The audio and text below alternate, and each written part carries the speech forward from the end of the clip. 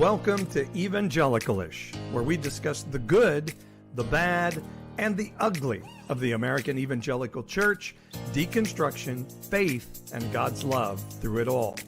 And make sure and stay current on ish happenings on Instagram, TikTok, and Facebook at Evangelical-ish. That's evangelical with an ish. Now to Paul, Jeremy, and April on this episode of Evangelical-ish. Welcome to Evangelical-ish. It's so good to see everybody tonight. So you guys are already in the live chat, having some conversations. So we're super glad for that. Good to see everybody tonight. I'm Jeremy. I'm April. I'm Paul. And I am Janice. Janice. Janice. Janice We in the decided, yeah. So Janice is just co-hosting with us tonight. Because Janice lives here now. So so we will never let her decided, go away again. Never. And so anyway, so we decided that Janice was just gonna be a co-host when she's on, because that's what it is. She's here and we love having her here. So excited that you're with us tonight, Janice. I'm excited to be here. Listen, times is tough. I'll take all the jobs I can get. So Too bad our job doesn't pay. The pay is awesome. Here. Yeah. We will pay you 5 times as much as we did last time. ooh, Yeah. yes. In virtual hugs. We'll add 6 zeros behind what we gave you last time. That's exactly We'll add right. some jewels to your crown in heaven. Jewels to your crown. Maybe an extra I could golden use brick that. or two. Yes. Yeah. Mhm. But you were at Hillsong, so you're used to volunteering. I am. And being voluntold, right? So I By feel the right way, at home. Right at home. Your boy's been real quiet since he's been in Oklahoma. So I don't know. Is he still alive over there, or what's going on? You gotta get a hold of your little brother and find out what's happening. First of all, Oklahoma, that's your boy. Mhm. I specifically remember handing over the keys, the papers. That's all you. But actually, I was thinking about him earlier today, and I was like, we haven't heard anything from him. I Yeah. wonder what And for he's those doing over confused, there. you're talking about Carl Lentz. Yes. Yeah. Right, For yeah. context, defamed pastor, 6-pack, Carl Lentz, Six-pack, also defamed. No, yeah. Justin Jeremy, Bieber's I'm best surprised he hasn't invited you to his cubby to buy some advertisements. Yeah. Yeah, I got a call, but I sent that one to voicemail. I'll circle back to it when the next documentary comes out. So, I didn't really feel like his redemption tour was the time to get on board with that. So, it is what it is. But man, we're so glad that you're joining us, whether you're here with us live on Wednesday night, which, by the way, follow us on socials, because we do this show live, each and every single one of them. And so if you want to join us live, just follow us on socials, and you can see we typically put out posts and let everybody know, hey, we're going to be live this week. And we would love for you to join us there if you're just listening on podcast. And so, but those of you who are listening on podcasts, we are very thankful for your download and for your time that you spend each week with us. We're grateful for that, as always. And if you haven't joined the ish community, go to evangelicalish.com. You can join the ish community, and we will love you forever. And I will take your phone calls, unlike Carl Lentz. So there you go. By the way, we hit a big marker on socials this week. 1,000 members on our private Facebook group. Yes. I watched it switch from $9.99 to 1,000. That's pretty exciting. And so, yes, there is a private Facebook group with all sorts of good content and chats and just dialogue back and forth. So you can definitely get in there. Do us a favor when you get in, answer the questions. We want to keep the 2 questions. Yeah. I did have to decline a few people because they only answered one, and it was like one word. And just to be extra safe, I'm not letting in.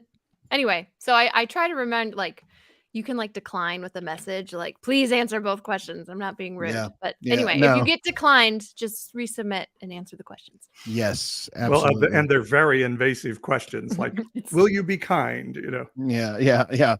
It's how did you hear about us, and will you be kind? Will you play nice with others? That is really Mhm. the question that we care about. And really the only reason we do that is just to keep the community safe for everyone in there, because there are some really great conversations that are happening in there, but there are also some very transparent and very vulnerable conversations. And it is private for a reason. Yeah, it's private for a reason. So please answer the questions. If you haven't joined the community already, we would love for you to be a part of that. So I think that's it. Join the Ish community. Yes. Do that. Do that.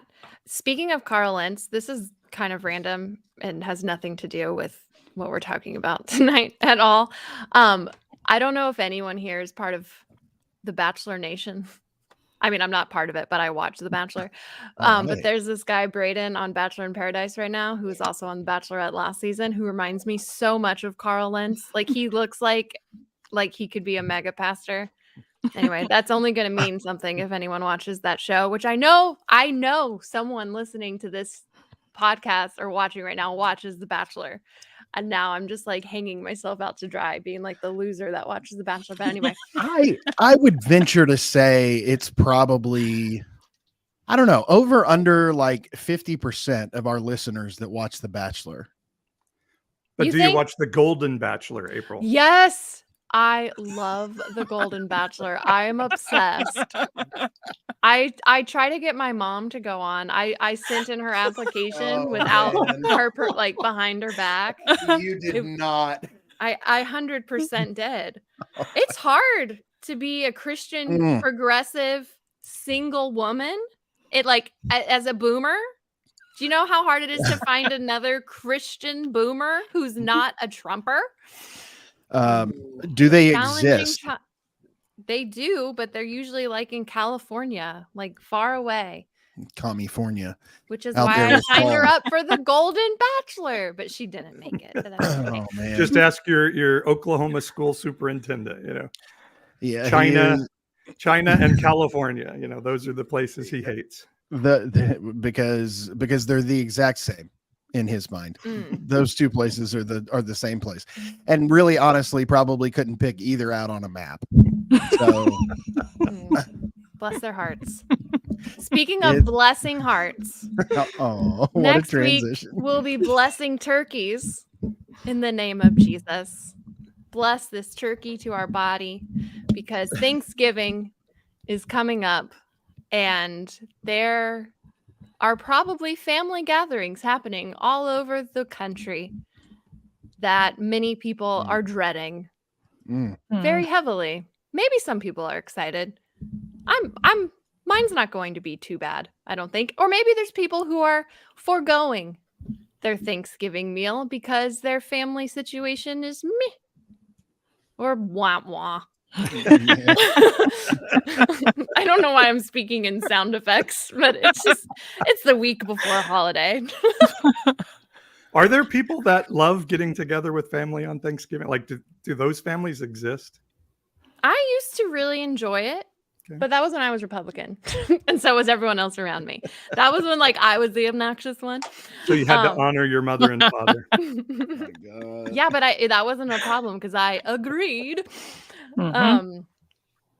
But yeah, I don't know.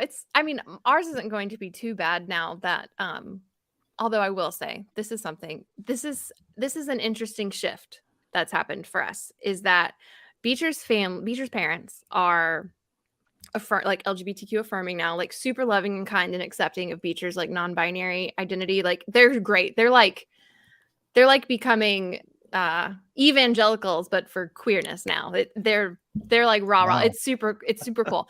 That is But cool. they're friends, not necessarily on board. And so they have people coming to Thanksgiving who are not affirming, who are very conservative and not jiving with it. And Beecher's mom the other day called Beecher and was like, I just really think you could really witness to her and just have a conversation, like Oh. just by being yourself. And it's like, oh my gosh, we're still witnessing, but opposite. But Beach and I were saying, like, it's so much easier to witness on this side because our witnessing just involves being ourselves and just like no, let's see, we're not a demon. We're just Yeah. a We're human. not a Like demon. just like being not a demon. And that's See the there. witnessing.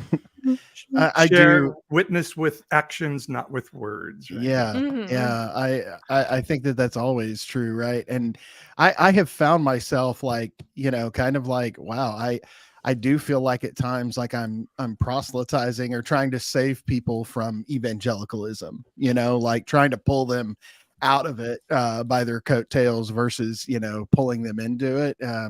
So it feels like, it does. It feels like witnessing and soul winning in reverse, but I think that it is easier. April, you made such a good point because it does feel like it's more natural because you're just encouraging people to be kind and compassionate and love one another. And that is and should be at the heart of who we are as humanity. So I think that that's a great point. The question for Thanksgiving is, how many of us wore a paper feather headdress or a paper black pilgrim hat at some point in our life to celebrate Thanksgiving? Because that's what it was, a friendly meal of Indians, sorry to use that term, Yep. inviting Europeans to come and sit for some nourishment with them. And they said grace and had a wonderful time, right? And that great Christian Christopher Columbus paved the way. Yep.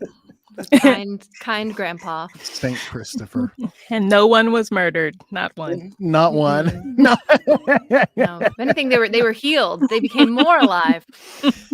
I mean, this definitely comes under the, like all good things because, we love Thanksgiving because of food and turkey and cranberry sauce. But all of a sudden, as we're being progressive, now I'm starting to think, oh, this is pretty problematic. This is pretty problematic. Yeah. It's that first Thanksgiving was turkey with a side of syphilis, I feel like. Oof.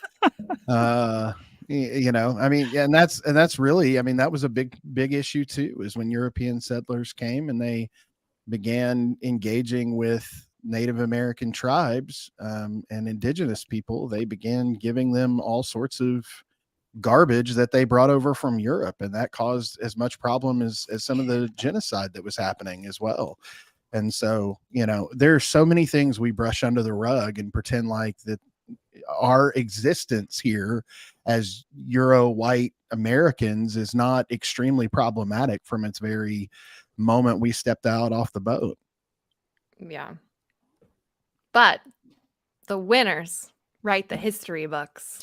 Mm-hmm. And so we get taught this really glorified, nice version that, no, look, we were always the good guys. That's why there's a white hat and a black hat. I mean, it's why they literally made white right. Gross. Oh, what a time! What a time to be alive. Mhm. I did some reading on the history of Thanksgiving this week, dangerously so. And one thing I was not aware of is that the tribe, and I can't pronounce the name of it, that interacted with white people on what we now call the first Thanksgiving in New England, was actually a tribe trying to build a military alliance with white people against another tribe. But that tribe, according to the Smithsonian history I read today, had interacted with white Europeans for about 100 years before the Pilgrims came to Plymouth Rock. Some of that tribe had been to Europe. They had English speakers in the tribe. And so I didn't realize there was already a history, and already the indigenous people were very worried about Europeans and what they were doing, even at that Thanksgiving. And then Thanksgiving was ultimately a myth made up by New England to produce tourism, and because they were concerned how many Catholics and Jews were now having influence in the country. So they had to build this Protestant myth of Thanksgiving. Well, Wow. you know, indigenous folks were already deporting goods from what would later become the United States, and so tobacco, tea, things of that nature that eventually, you know, we hear about how wonderful men like George Washington were because they, you know, created these large plantations with, clearly fair wages and all of those things. But that was, so indigenous people were already farming the land and selling those things to other countries overseas. And so not only did we make a physical impact on them, but we also made a very heavy financial impact, because it was like, here, we'll share turkey with you if you show us how your business works. And then by that point, it was like, you know, colonial people, colonizers, began taking that business away from native tribes. Yeah. And now we all eat Thanksgiving around a meal and don't talk about it, usually. Janice, what does Thanksgiving look like for you? Ooh, so I'm from California, and all my family is still in California, and I am not going to California for the holidays. So my Thanksgiving will be Friendsgiving this Saturday. Nice. And we're trying something new. So it's like Secret Santa. So there's 5 of us. So we each got the name of someone, but we're doing what I'm calling a family funeral. So like a big family funeral, which sounds dark. But the thing, like, the world is on fire, guys, and I need to know more about this. life is chaotic, and it's too short. And you know, tomorrow's not guaranteed, right? And so I don't know why we're thinking about death so often, but thinking about death, and I think about death a lot. And just this idea that, like, funerals are great, but like the person that they're for, they never get to hear like what people think of them. Like we don't tell people enough, you know, just what we think and like what we saw as the highlights, and just, you know, what we're gonna miss about this person, what we love, what we appreciate. So yeah, so the name of the person we got, like we're giving eulogies, and we're saying like what we love about each other, and what we remember, and what this year looked like, and yeah. So we'll see a little. I love that. It's do like, too. I mean, it's Love it. morbid in a very kind way, but like it totally makes sense that you would be thinking about death. Like anytime you turn on the news, we're watching like a genocide happening before our eyes. Like, and it's just so much death, and then cancer, and we just got through COVID and a pandemic, and it's like death. We cannot. I mean, we just can't escape it. No. And also, like, I kind of miss like that aspect, like prayer. Like I don't pray anymore. I don't believe in it. But like that used to be one of the only ways we would kind of feel comfortable saying nice things about people, or like saying what we hope, or what we see for them. You know, there's just something. It just made it like less vulnerable to be like, oh, I pray that your business will succeed, and I just really see, you know, whatever great things for you. Like it just felt, like I said, less vulnerable to like, in the name of Jesus, right? To say these things in prayer, as opposed to just saying, hey, man, I really love you, and I'm really glad that you're here, and I really hope things go well for you. And you know, without that middleman of like, oh, I feel like the Lord is impressing upon my heart to tell you that, you know, the Lord thinks you're great. I'm neutral on you, but the Lord Yeah. the Lord That's thinks so you're interesting that what you just said, I think just light bulb just went off because I have realized there's been so many times where I've said very vulnerable things that I could say in a prayer form, being like, oh, I'm saying this about you because I'm saying it to God. But I like looking someone in the eyes and saying these things to them. That's like really, that's hard. That's like Yeah. soul crushing in a way. It's just like bearing your soul to someone else. Yeah. Yeah, Yeah. and why should the best things that we say about people be saved for a day when they're in a box and they can't hear us anyway? Right. I think that there's something really beautiful and genuine about that. And when we talk about love and compassion, it is loving on the people around us well and saying good things to them, and uh, not needing an outlet, or I think the word you used or the phrase you used was perfect. The middleman, like we don't need to say these things through a deity, Right. to say these great things. I think we should be able to say that kind of stuff just straight to one another, and not feel any type of way about it. I think that's awesome. How many people are coming to this incredible Friendsgiving. turkey funeral? Friendsgiving funeral. Yeah. So there are 5 of us. So Oh, that's great. Do you think Yeah. is it going to be like a funeral? You're going to cry? Are you wearing black? we're not wearing black. I think we're supposed to be like dressing up as TV characters. One of my friends Okay. put that out. I don't know. like I don't that. know if we're actually doing that. Mm. But yeah, we're gonna give each other flowers and give each other Aw, flowers. Wow. I love that. So, That's I would great. dress up as Chandler Bing in honor of this week if I were coming to your Friendsgiving. What So I just love a about white that, dude. though, yeah, exactly.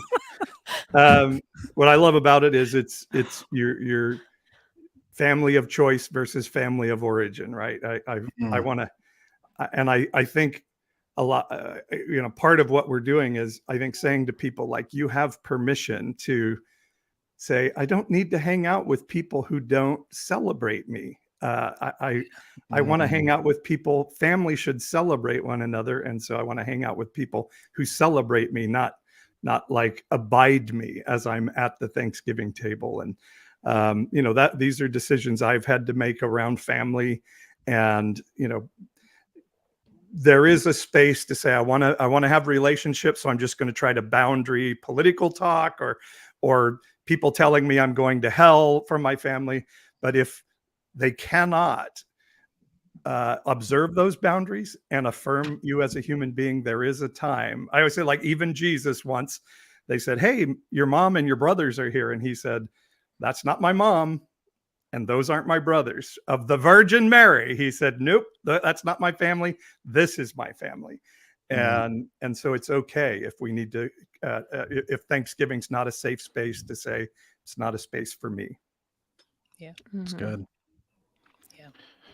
But I think it's, from the practical standpoint of that and the actual application, it is hard, right? Like, maybe a little bit easier if you are an entire continent away, like Janice mentioned, her family is in California, so it's a little bit easier to go. I'm not making that flight,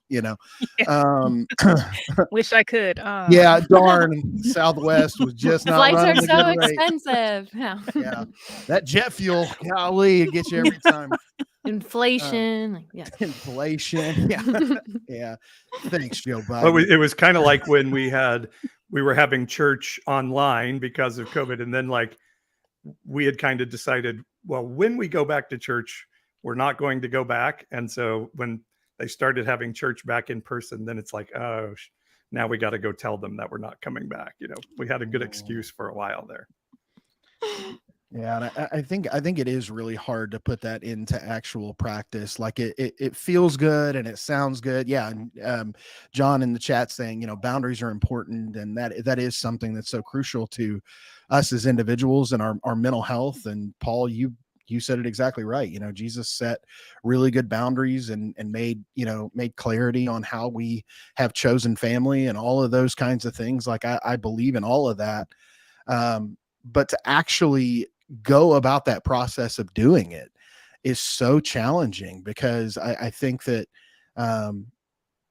as much as we want to set those good boundaries and separate ourselves in that way, it's so hard to like buck the system in a sense, right? Mm-hmm. You feel like a bad person. Yeah, you're indoctrinated with it, just like with everything else that kind of comes in that life. It's an expectation. It's a, it's a family requirement kind of. And so we are going to sit around this table and be thankful, dadgummit, that's what we're going to do. And really, Janice said earlier, and this was the thing that resonated with me, life's too short, Yeah. for us to be spending that time in spaces where we're forcing ourselves to just nod and smile versus actually being around people during these times that really truly bring us joy and affirmation and all of those things. Like it is such a waste of our precious time that we are, not to be cliche, but it's just, we only get so much, and we aren't promised tomorrow. I think that's a very great evangelical phrase that is still true, right? We aren't promised tomorrow. So why would I spend today in a situation of tension and frustration and hostility when I could be surrounded by people who love and affirm and care about me? Yeah. Yeah. Go where you're celebrated, not where you're tolerated. Yeah. And Little. I think like boundaries are like double tough coming out of evangelicalism, because that's not a thing we were taught. Like the only one We're who taught was the allowed to opposite. have boundaries was God, right? Yeah. And like Yeah. to just Yes. put you in that box. I don't know. Did you guys see the video? Christian Nightmares posted it, but like the mom talking about spanking Yes. her daughter because she wasn't happy to see her. I did see that. Oh, It was I think it's Doug Wilson's wife. Yes. Yes. And Doug Wilson is kind of Christian nationalist. Is he Calvinist, Reformed? He's like one of those like Theo bro. Like Theo bros love him. I know that Yeah. much. Yeah. and Yeah. so the child wasn't appropriately happy to see her, so she gave her a spanking. So she She gave her a spanking. sounds like the evangelical God. Like, you haven't Exactly. worshipped me appropriately. Here's a plague. But I'm a Exactly. good father. So It's who you Say are. it again. yeah. Who you are. The thing on this, And I'm this loved is, by you. this is something that I'm still working on in this season a lot, is working on self, like you say, in evangelicalism, it's joy, right? Jesus, others, you. Mhm. But when you get on that airplane, the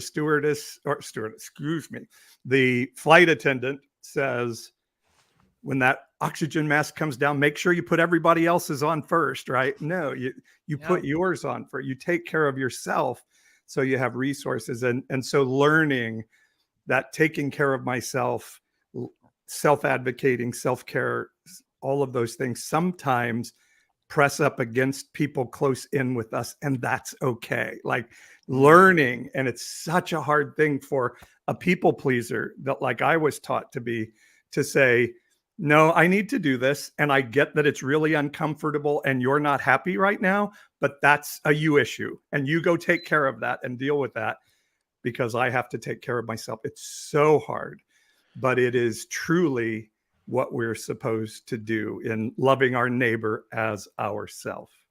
Well, and there's 6 words that people just conveniently forget in that passage when Jesus is speaking. The second is as the first, right? So he says, love the Lord your God. And the second is as the first, love your neighbor as yourself.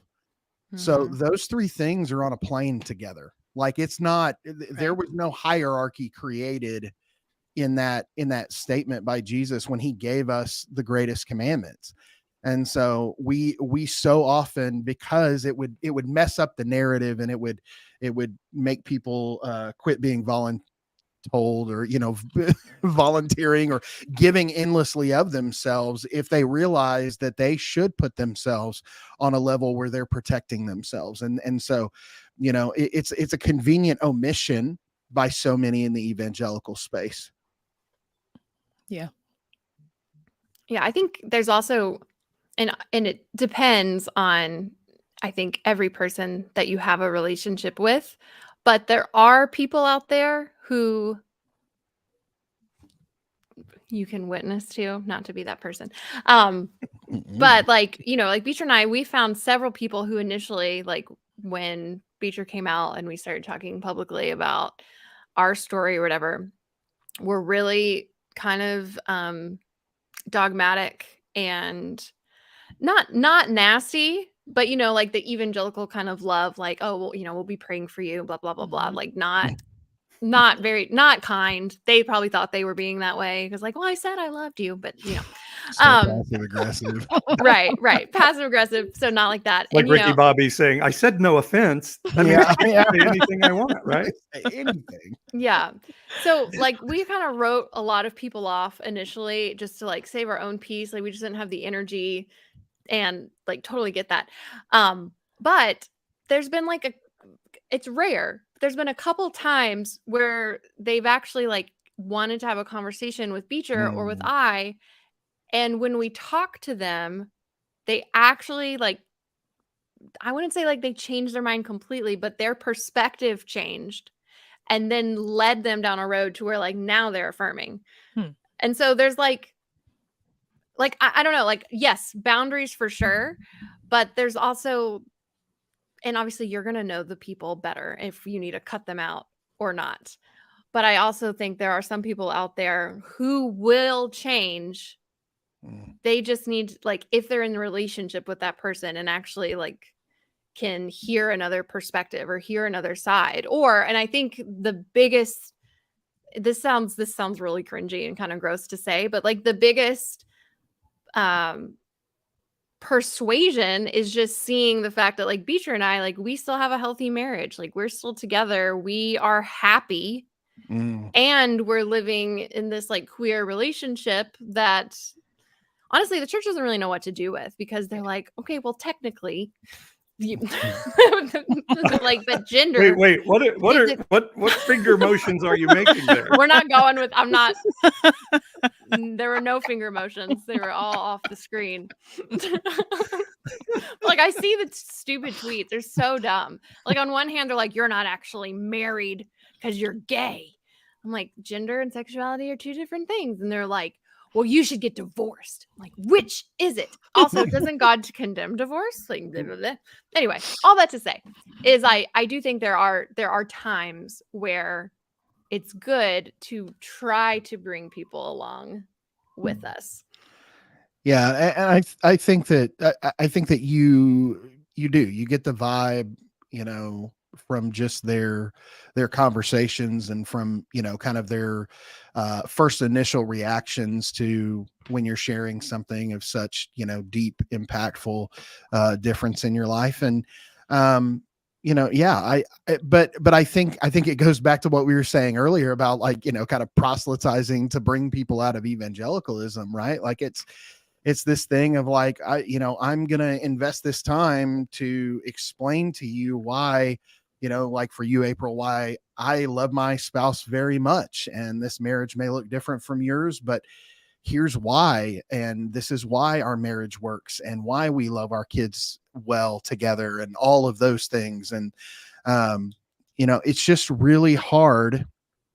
That was the thing that tipped me into being affirming. Was I made a bunch of lesbian friends, to be just blunt, and their marriages were incredible. Like there was one couple whose relationship helped save mine, because the way that they loved each other and the way that they loved their family and the way that they dealt with the stress and the ups and the downs and they had what we would consider a very biblical, very sound, Jesus-centered marriage, all these things that we say, but just because they were the same gender, they were crucified by the church. And so it was a huge piece that changed my heart, because I saw it in relationship with people. And so there's got to be a challenge for us to be able to still stand for the things that we believe in adamantly, but to also have those good conversations and have good grace for people who may want to see a better way. Yeah. And we have some same gender couple friends who are excellent parents as well. Yeah. And we have same gender couple friends who are struggling in their marriage because, hey, something to think about. They are human beings. It's yeah, because sometimes I hear like that, queer people are the best at this and that and the other thing. It's like, no, there are nice queer people and there are asshole queer people, just like anybody else. But they are Right. human beings. We are all human beings, and yeah. So we can't make one statement and say all queer people are blank. Yeah. Yeah, well, that's kind of like my friend Janice shared with me this week that the coolest black guy on Capitol Hill right now is Mitt Romney, and so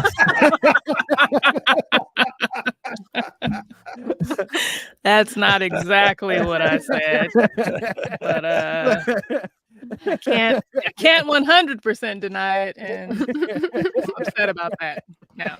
Not Tim Scott, bless his little heart. Oh, my oh God. no.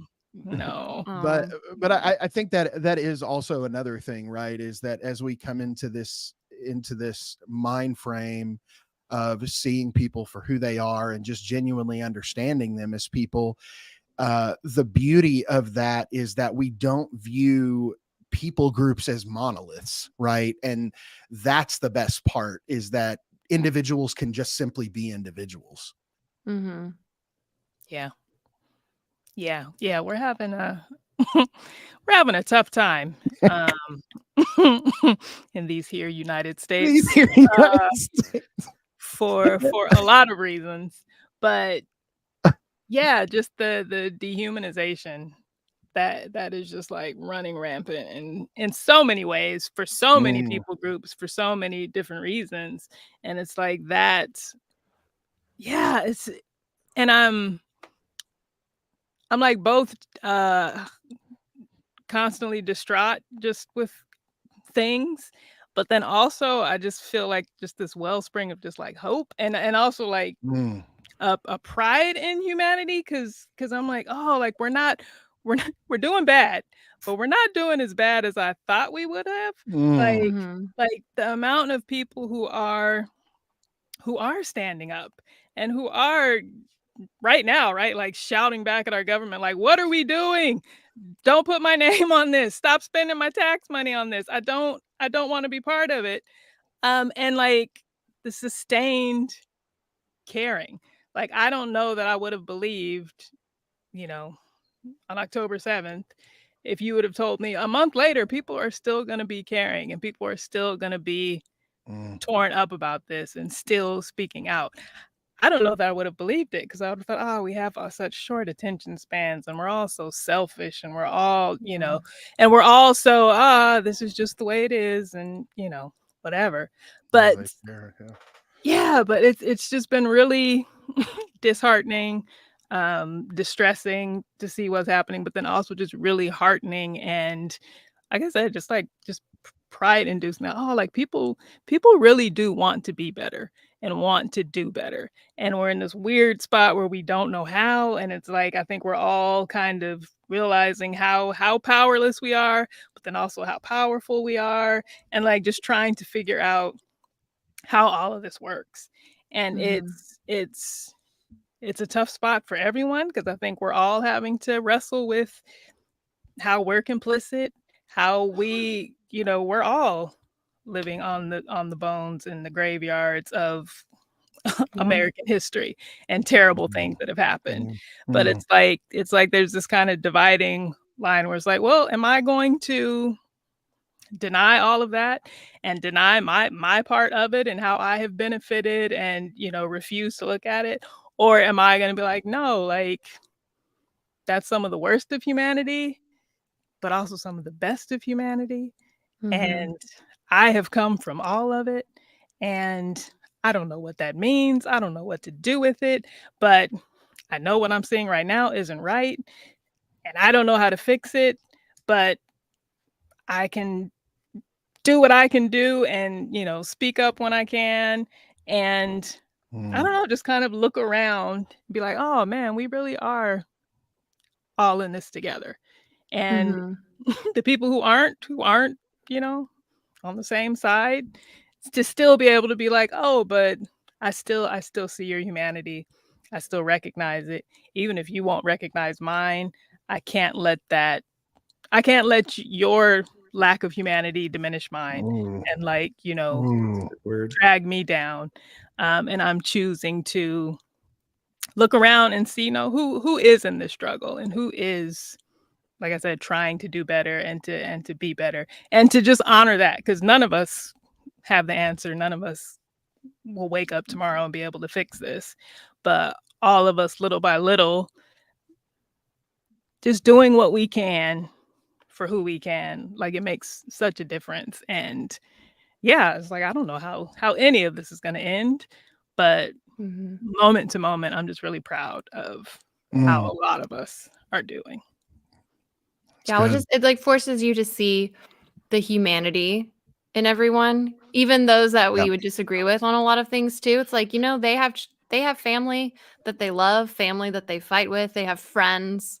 Like we all have a lot of collective experience that are good and bad and sometimes terrible, but this is just life, and sometimes it's really hard and it sucks, but there's also really beautiful moments that remind us that, like, there are bigger things, that love can cover a multitude of wrongs, not to be Christiany.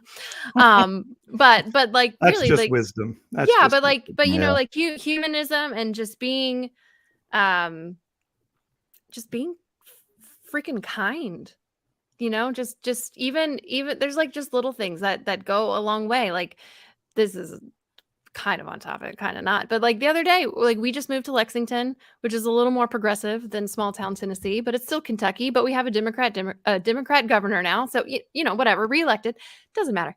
The point is, we have been feeling we felt very unloved in many ways where we were from in Tennessee. And just a couple weeks ago, I was at a little dance thing with my daughter, and Beecher came to pick us up. And there was this other little girl there who went up to Beecher and said, "Are you a boy or a girl?" And Beecher's like, "Well, I'm non-binary." And that she was like, "What's that?" And Beatrice like, "Well, I'm not really either, and I'm kind of both. I'm just non-binary." And and then her mom comes over, and I'm like, oh, bracing myself. I'm like, they're gonna say that they're indoctrinating this child, and but like Beatrice is trying to be like real chill about it, but not like say too much because we don't know this child. Yeah, here's Beecher. But then the mom comes over and she's like, "So then this is when you say, well, what are your pronouns? My pronouns are she, her." I was just like, like my heart, just like a complete stranger like that. Just I could have just cried because, like, oh, we didn't get slapped and chewed out and told we were going to hell. Like, Wow. it was just a very kind.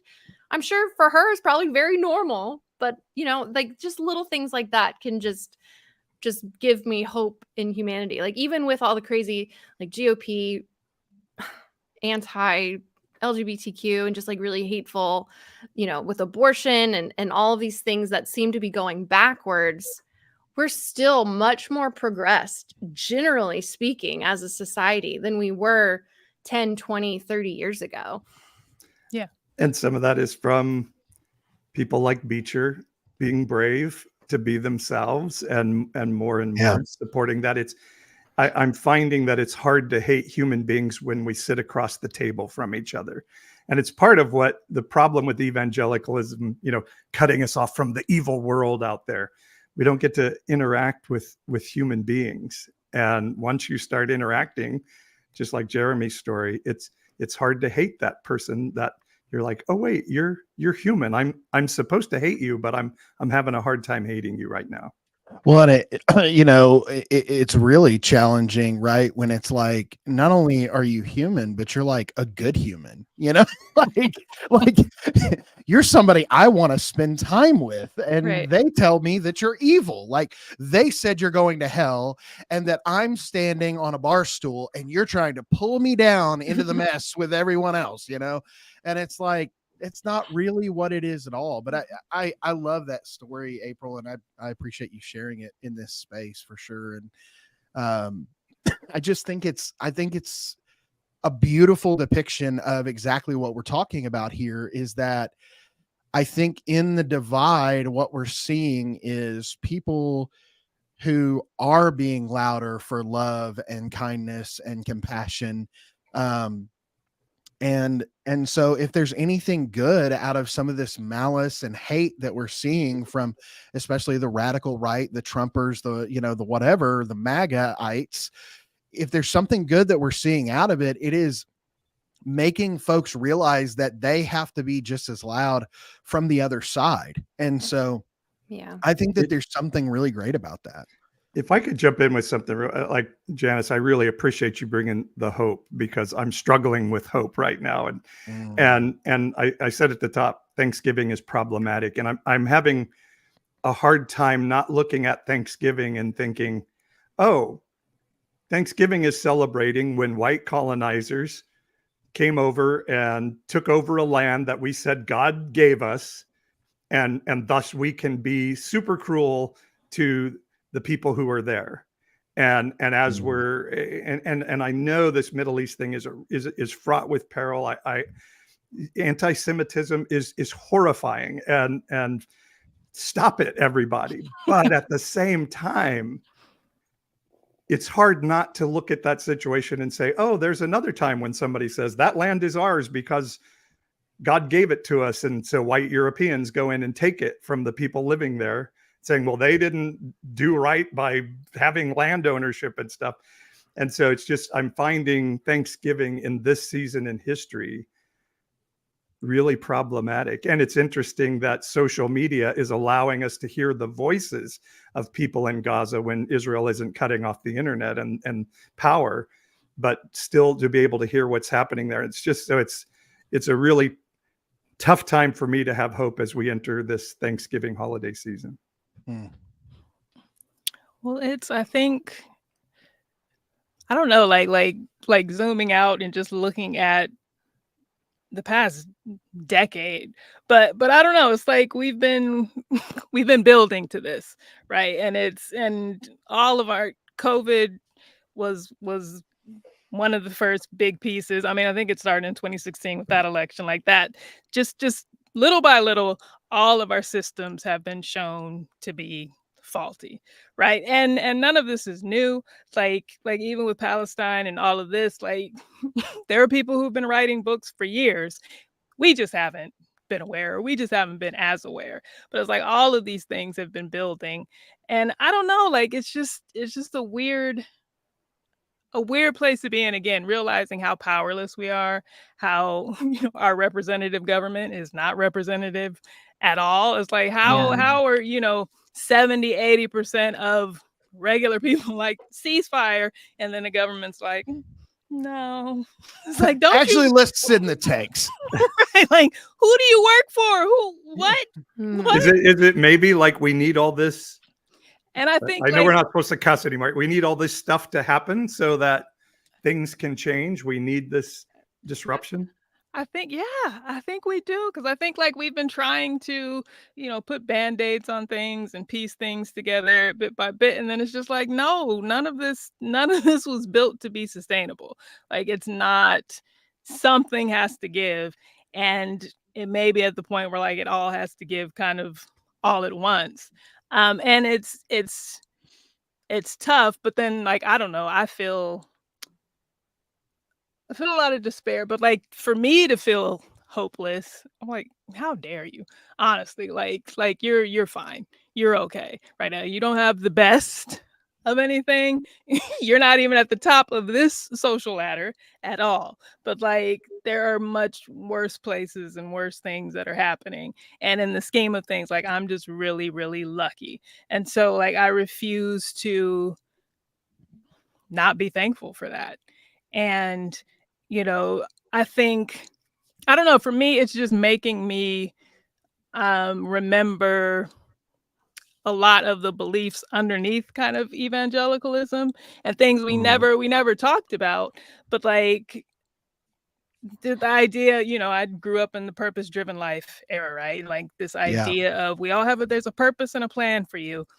And when you buy into that, part of letting go of it and deconstructing, like then I had this fear for a while. I was like, oh, if there's no plan for me, or if I'm outside of it, then I could die at any time, right? Like I used to have this confidence, like, no, there's a plan for my life and I haven't finished it yet. So nothing can really happen to me. Like I'm kind of invincible. Um, but then what does that say about people in Palestine, right? Like if all of this kind of just destruction can come, did these people, were there not plans for them? Was this the plan for them? And so just realizing like, no, like there's so much creativity and there's so many stories and music and things that we will never have now that have been stolen from the world because these lives have been taken. And I don't know, it's just like, well, we're still here.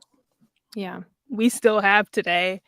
And like I said, I don't know how we fix this or how we get out of it, but we are so lucky and we are so blessed and we have Yeah. to be thankful. And I think part of that thankfulness is doing all we can to be better people, to live Yeah. better lives, and to live our lives, like to be who we are and to go to Thanksgiving or not go to Thanksgiving, but as who we are and Yeah. as God made us, whether other people agree with that or not. Like the world doesn't change and people don't change their minds so often until they have to, until they're Yeah. confronted with, oh, like we've been talking about, oh, I love this person, or I want to love this person, or this is my child and I want to continue to be in relationship with them. So now I got to figure some stuff out because Yeah. my religion is telling me this, but my child is saying this. This person that I love is saying this. And what do I do? Um, so yeah, I don't know. Like I, I think it's good to wrestle with that hopelessness, to feel it and to have it, but then to also be like, no, like why am I hopeless? Because mm, Mhm. this matters. I matter. it, Yeah. it, Everything matters so much. it's the realistic view of the glass is half full, right? Like it's I have 8 ounces of water, like that's what I have. I could have 16, I could have 2, but I have 8, that kind of thing. And I was actually, it's so funny that you mentioned that, Janice, because when you and I chatted the other day, I'm just going to air out our whole conversation apparently, but like when you and I spoke the other day, you say something all the time that I know when you say it, it's just kind of like tongue in cheek or whatever, but like I love it because I said, well, how are things going or whatever, and you said this several times, as good as it can be for a Black woman in America in 2023. Yeah. I love that because it reminds me that no, we're not there. It's not, oh, I'm too blessed to be stressed, brother, like everything's so wonderful here.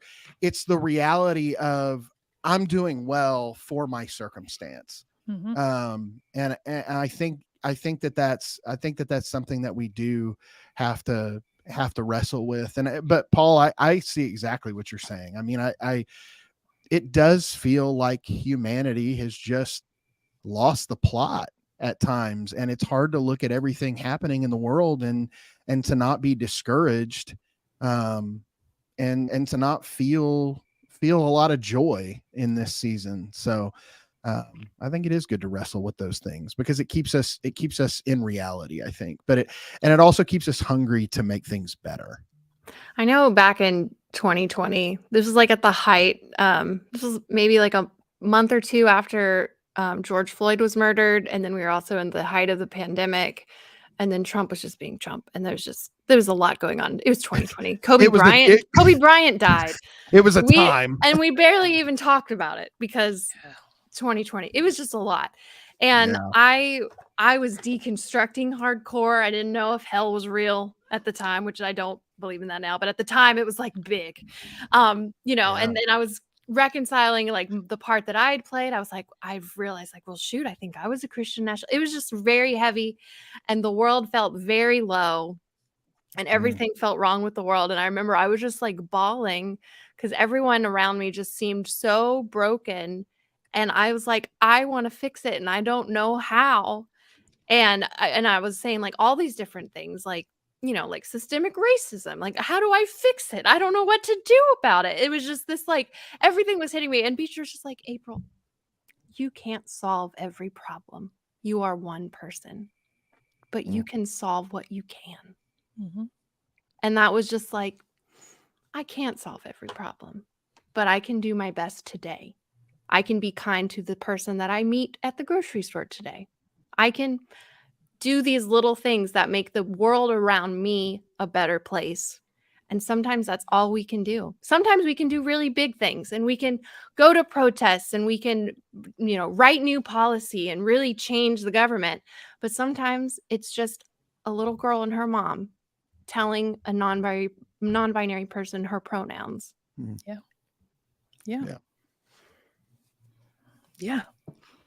So It always moments, Jeremiah 29:11, everybody's inspiring life verse in the middle of complete sociological collapse, sociological and religious collapse. And even earlier in that chapter, 29:7 says, seek justice for the city where I'm sending you, or seek welfare, because in its welfare, you'll have your welfare. So as they're being taken into captivity into a foreign land, the prophetic message is try to see things go well in your city. Like don't despise where you're being taken.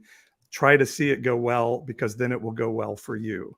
Mhm. And so I do think there is this weird juxtaposition of like, I don't know that the American system can be fixed. We've tried for a long time. So maybe there needs to be not one stone of that thing left on another, so that we can let the next generation start with a whiteboard, a blank whiteboard, perhaps, or something to that effect. So I have sort of a positive hopelessness, I guess, in the middle of it all. I think, but that's fair, right? Like that is the reality of where you stand, which I think is beautiful. But also on the other side of that, I think you made a really good point, in the sense that we are kind of seeing what feels like a collapse.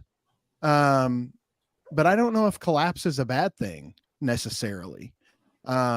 Because I mean, and we even all, like, I know the three of us for sure, April and Paul, like we made our living on TikTok for a while saying things like, when was America ever great? Like like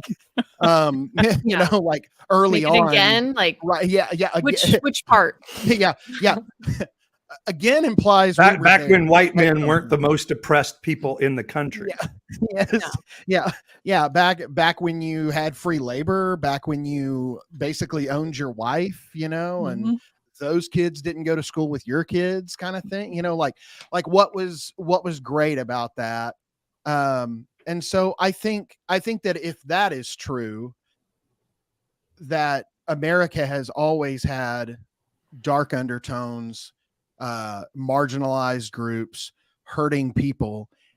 Since that is true, then what would we want from that? Why wouldn't we just tear it down and go, what should humanity look like? What should good government look like? And I mean, basically that sounds like I just want to overthrow the government at this point or something like. Evangelicalish goes full anarchy. Yeah. Well, he won't cuss anymore, but I am always struck that, Jesus, if we take the Bible as we take it, he says that you guys love that temple, that thing's coming down. Yeah. And doesn't say, and pray that doesn't happen, pray that God relents. He's like, no, it's time. Like, things change. And the tough thing about collapse is sometimes the bricks fall on people.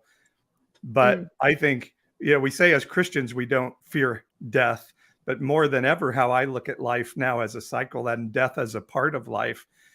It's not that I want to die or I want other people to die, but I'm less afraid of that as a part of the process of life and systems and everything else.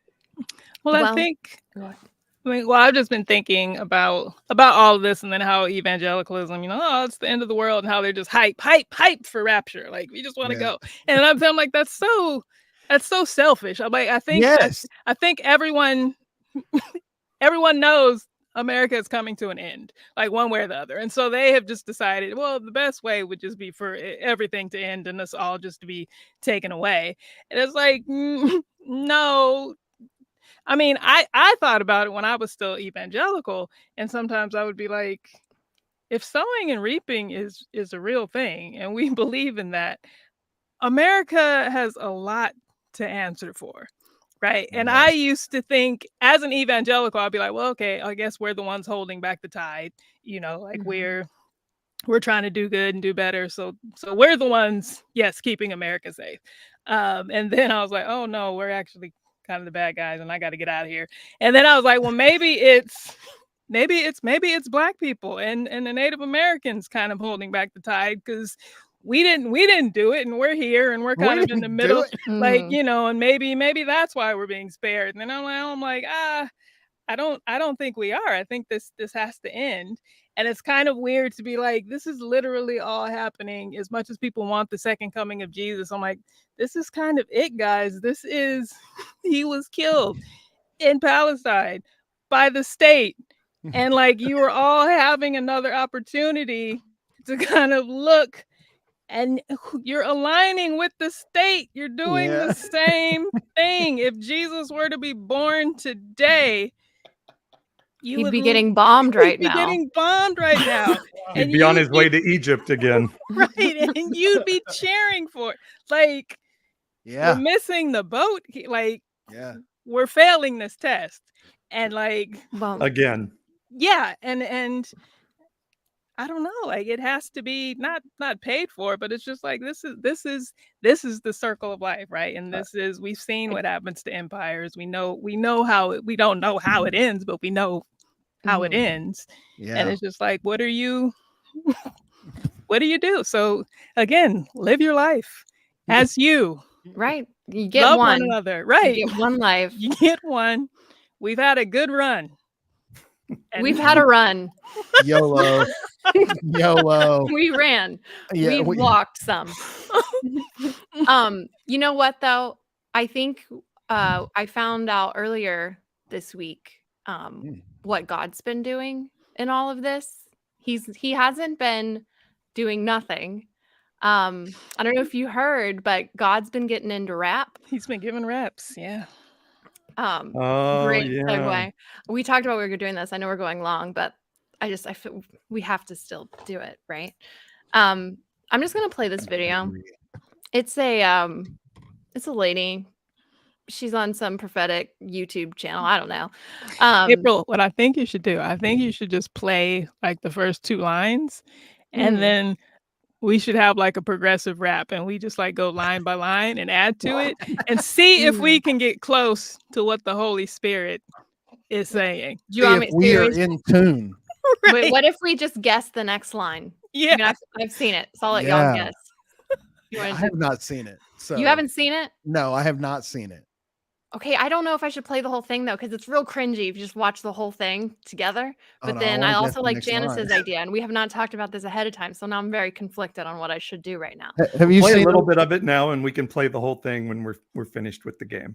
Okay. I love it. Well, she's about to introduce it, guys. So it's so cool. Oftentimes, this is so funny. Why is it not up here? It says it's up here, but it's not up here. Hold on. There it is, but I don't. There you go. Okay. How do I get us to be up there? Can we not also do it? If you hit the one with the 2 people beside it, do you see that one? This one, right? No. No? Oh. There it is. There. Okay, here we go. Oftentimes, this is so funny. God loves to rhyme. I've been prophesying for a long time, but he started rapping or rhyming. Like, so I feel like he's given me a rhyme. So, can I share the rhyme? Please. I was going to say, please share it. Yes. Please. I love it. Yes, please. Okay. So the Lord is saying, the Lord said, I like to rhyme because it's a sign and it is divine. And it says, new season that I'm opening up the new wine. And those who are blind will now see, for this is the hour that I will give them a key. And this is the key to liberty. The Lord said, it's liberty and justice for all, because the devil's kingdom is about to fall. And I'm going to bring my people into a ball, no longer to stall, but to bring them into a movement of light where my people will unite and will come into a season called delight. What did I say in my word? Though it might look or seem absurd. The Lord said, this is the greatest move the world has ever seen. Awaken my people. It's time. Let's dream. So then I heard him sing. I'm sorry, God would be a better rapper than that. Hold on. God is about to sing to her. This is very important, Paul. Like secular music. I'm telling you guys, God is not religious. And I heard him sing this song like, dream on, dream until your dreams come true. Goodness. And so God is going to all of a sudden show up, blow up. The church is going to grow up and people are going to go like, wow, that is the best stuff I've ever seen. So there you have it. God likes Aerosmith. Or stealing from Aerosmith. I don't know if Aerosmith knows. Yeah, they absolutely want. Well, can God steal from Aerosmith? Because God gave it to Aerosmith. Yeah, so Aerosmith might owe God some money. Yeah. I don't know, though. I feel like if God created Aerosmith, their rhyme would be a little bit better. Liberty. Liberty. Also bringing in some American language. Absurd. Liberty and justice for all. Did you see the girl on the left in that video, the interviewer? She looked dead inside. Like her life. She goes home and drinks an entire bottle of barefoot wine. Wait, where is she? Every single night. She's right there. Oh, look at that. She is miserable. She's an alcoholic. You know it. Like, she's like, how did I get myself into this? I don't know. I can't tell if she's. Oh yeah, there's no face. Like, go to the very beginning when the lady first starts talking, and she is just like, she's like, oh God. She just looks so hurt. Just dead eyes. Yeah. There's just nothing behind her eyes at all. Can you do a better rhyme than God? I'm just curious. That was not from God. I'm sorry. I am going to say it right now. That she did not hear that from God. But how do you know? You weren't there in the snow when God came down and said, hi. Yo, you're not by. But I'm going by into the sky because I'm a little Maddie. Didn't you know the kids are calling me Sky Daddy? Oh, nice bars. And I'm God and I'm not a liar. And if you don't believe me, I will set you on fire. Go into a ball. What does that bring my people into a ball? A ball. Like she's like a cabal. A round earth or like a fancy ball. I think it's like dancing. It's like a gala. A gala light. Into a ball. Oh. But we will praise the Lord far into the night. Ooh. Okay. That's just, to such an extent, the angels will never have seen such a sight. That one's already better. And they will join and together in God's might. We will smite. Dream on. Every spirit that you've had to fight. No more, says the Lord. Oh. Bars. And then the Lord whispered to me a song. You are my fire. No one desire. Yeah. Don't you love it when they take secular songs and make them into... God's not religious. He's so cool. Not religious. He raps to me. Nothing meaningful, but can I share it? I like to picture like an angel being like, hey God, we're getting backed up on these prayer requests. Like, shut up, I'm writing a verse right now. I'm like, come into a ball. I'm like, oh yeah, that's it. You know what? I'm not gonna answer those prayer requests. I'm gonna send this to that white girl who's got that YouTube show. I'm gonna let her tell the world. And that'll fix everything. That'll do it. Just so good. Just Invite them never. into a ball reminds me. AC/DC, I'm an 80s kid. AC/DC had a song called Big Balls. And the chorus is, I've got big balls. I have big balls. And he's playing this game with the word ball, just like you are. It's like, I believe my big balls should be held every night. Took me on a rabbit trail there, but it's a brilliant song. That was a path. If you ever get to listen to it, it's a classic AC/DC song. Maybe God will sing it to you tonight, Paul. He might. Christine said God needs a ghostwriter. I feel like that means the Holy Ghost is slacking the Holy off. Ghost, yeah. Oh. Yeah, God needs a Holy Ghost writer. Maybe that was the problem. She heard from God. Holy Ghost is usually the one that writes all the creative stuff. He was taking the night off. Jeremy, is a rhyme stirring in your head? A holy rhyme? You know, I was thinking about it. You know, and I just Are you going to share? The Lord has laid upon your heart. Is the Lord releasing you to share? Yeah. So, you know what? God doesn't need a ghost writer because God has a ghost writer. With the D. Yeah. We call him the Holy Spirit, and he'll fill you up. So grab your mug and stick up your cup. Hold up my cup. Will it runneth over? Listen, my friends, this is the verdict, and I hope that y'all have heard it. That's the best rhyme out of that whole thing. You actually rhymed a 2-syllable word. I was proud about Ghost Rider and Ghost Rider. Dude, that was good. Yeah. I saw what you did there. I know some of y'all may be cruising in a forerunner, but Jesus had a dude that he used as a forerunner. Look at that. His name was John the Baptist. Boof. What can you rhyme with Baptist? What rhymes with Baptist? These bars are so hot, you wish that you could have this. Ooh. But shut up, women, because I'm a mother effing Baptist.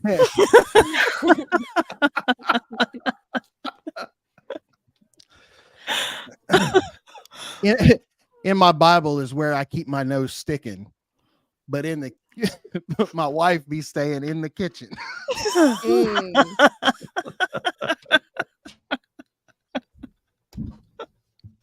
Jeremy's out here doing all his tricks, but I miss Paul getting comments from Whiskey Dick.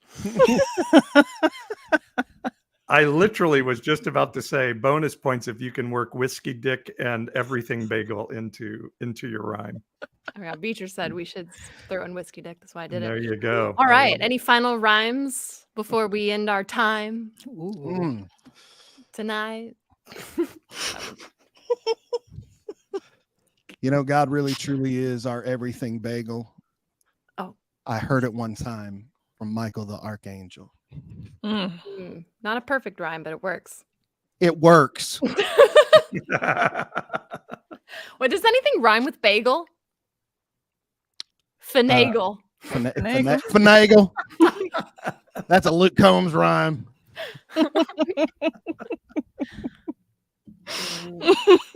Yeah, I don't know. Oh, Jeremy's getting out the guitar. Uh-oh, look out. I just want to, I want to play us out tonight. Thank you all so much for coming and being a part of Evangelicalish. The Lord has moved in such a mighty way, and we just, we want to thank you on this Thanksgiving week. Yeah. Amen. I don't know. Amen. Yeah. Now, hey, thank you so much for hanging out with us tonight. This was a really great conversation and a fun way to end it. I know the conversation was heavy and just challenging and and it was transparent, I think, and realistic. And I think that's good. And That's something that we want to bring to you each and every single week here on Evangelicalish. So, if you haven't already, subscribe to the podcast on your favorite podcasting platform, leave a 5-star review and write a little something, let people know why they should be listening. Join the Evangelicalish community. You just go to evangelicalish.com, and the community is like $4.99 a month, but it just helps support all of the things that we're doing here and the content that we make. And It's just a way to say thanks. Yeah, At this point, we're not really doing anything. No, but I mean, look, it's the way we run our podcast isn't free. And so, y'all helping us out in that is doing way more than you would ever know. And we will, maybe sometime next year we'll mail you a prayer hanky. And Jeremy's making this up. We have not had a conversation about this. Oh, we're not doing the prayer hanky thing? No, that was the prayer hanky panky. Only if we wipe our brow with it like Elvis, and then I kid. and then send it, and it'll heal people. Oh, that'd be great. So anyway, as Paul said, we will be sending you a Elvis sweated prayer hanky that will heal whatever ailment you have. That is our promise to you. Yeah, please read the fine print. None of that is true. Terms and conditions do apply.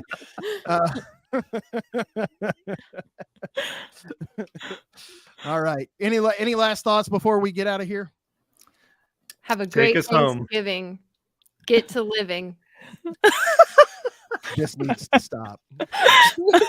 I guess we should say we're off next week for Thanksgiving, and then we're back the following week. Yeah, we'll be back December 6th with Kevin Garcia. Thank you for joining us. Yeah. So we'll be off for the rest of November. We'll be back the first Wednesday of December, and the podcast episode will drop on the Thursday following that. So on the 7th. Hanky Thanksgiving to all is what they're saying in the chat. I have questions, but I love it. Thanksgiving. Nice. I think this only applies to you. I don't think that's meant for all. And thanks, Janice, for being with us. And go check her out on Hulu and what other places. All the Hillsong docs. Yeah. Well, not just all the Hillsong docs, but Janice, also kind of share. You've got a couple of podcasts that you're doing and some socials and things like that. So, kind of tell people where they can listen to some more, get some more Lagata time. More Lagata time. Yeah. So God Is Not Given. That's my main podcast, and that'll actually be back. New season, new format, newness next week. Yeah, 22nd.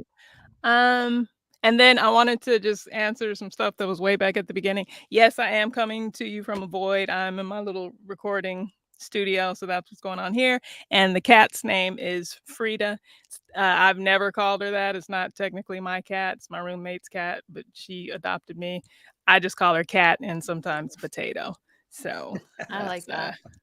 That's great. That's great. So go follow Janice on all the socials. God Is Not Given on all those platforms, and check out the podcast as well. And then you got one other podcast too, right? Bad Words. Yes. We're reading bad Christian books and taking them apart. So we're just about to finish Wild at Heart and Captivating. So it was I remember a twofer. those. Yeah. So.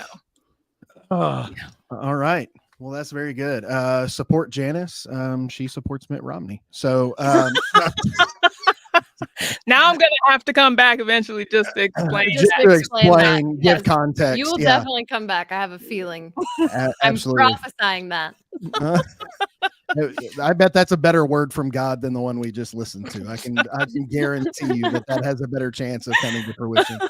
All right. For April and Paul and Janice, I'm Jeremy. Thank you so much for hanging out with us tonight. Everybody have a wonderful evening, and we will see you in a couple of weeks.